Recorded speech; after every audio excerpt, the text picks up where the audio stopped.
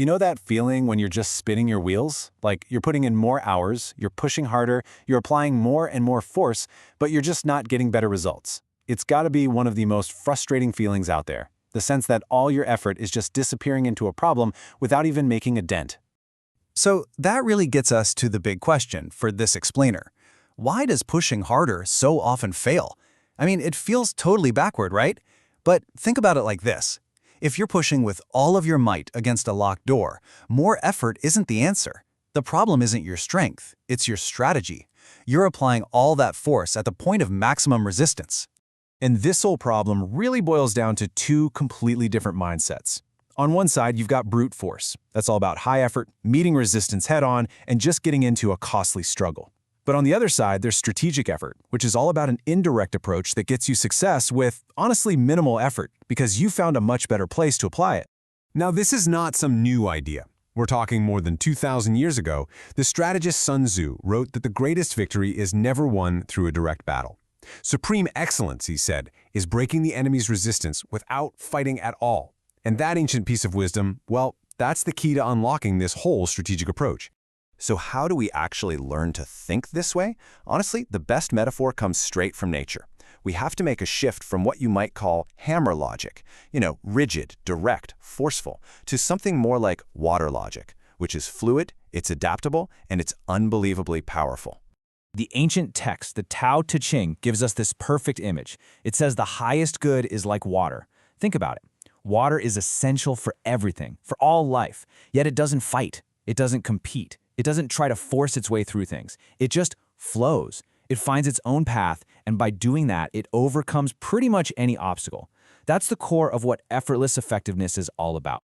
And this leads us to the fundamental mechanic of water logic, finding the path of least resistance.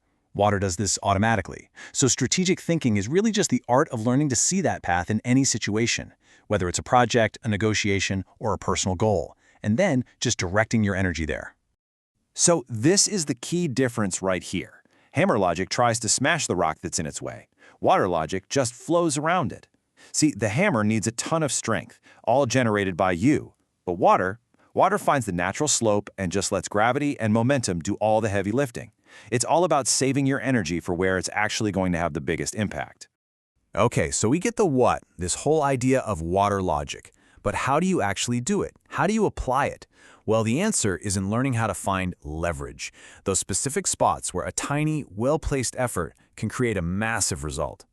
In any system, whether it's a team at work, a relationship, or even your own habits, there are always points of high friction and low friction.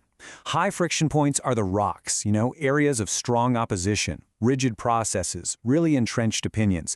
Pushing there is just exhausting. But the low friction points, those are the slopes. They're the weak spots, the bottlenecks in a system, or the unspoken needs that are behind a person's argument. Applying your effort there, well, that's what creates flow. Now I have to pause here because this is incredibly important. This whole way of thinking comes with a really vital ethical guardrail. This is not about manipulating people. It's not about exploiting their weaknesses. It is about intelligently looking at systems and processes to find those leverage points that make things better and more effective for everybody involved. All right, so let's make this really concrete. What does this whole art of water idea actually look like when we use it on modern, everyday challenges? Okay, let's take a common problem at work. Your team keeps missing deadlines. The brute force way, on the left, is to just yell at everyone to work faster, which, as we know, just dials up the stress. The strategic water logic approach, on the right, is to calmly figure out the one single bottleneck in the process that's jamming everything up. You focus all your energy on fixing just that one thing, and suddenly, the whole system starts flowing freely again. Or think about a tense disagreement. The brute force approach is to attack their defended position, their castle wall, by just arguing your point louder and louder. It almost never works. Water logic means you flow around that wall to find the undefended territory behind it, the underlying interest, or the fear, or the need that's actually driving their whole position. If you can address that, the defenses of the castle often just become irrelevant. And what about our own habits? The brute force method is to just try and resist temptation with pure willpower, which is absolutely exhausting. The water logic approach is to just change the environment itself to create a new path of least resistance. So instead of trying not to watch TV, you unplug it and put it in a closet after you use it. By making the bad habit impractical, you make the good choice the easiest one. You've literally engineered a slope for yourself. So here's a super simple exercise you can use to start applying this mindset right away. I call it the 1-minute leverage scan. It's just a quick way to shift from hammer thinking to water thinking in pretty much any situation.